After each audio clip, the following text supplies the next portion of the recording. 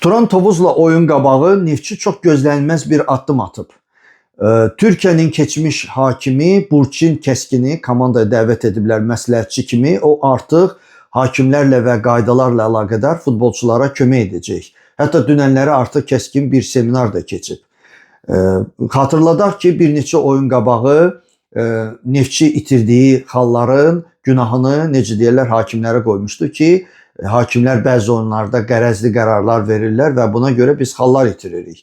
AFFA'da Hakimlər Komitəsi Neftçinin nümayəndələrini federasiya dəvət etmişlər ki, gəlin oturaq görək hansı oyunlarda hakimlikdə səhvlər olub və araşdıraq.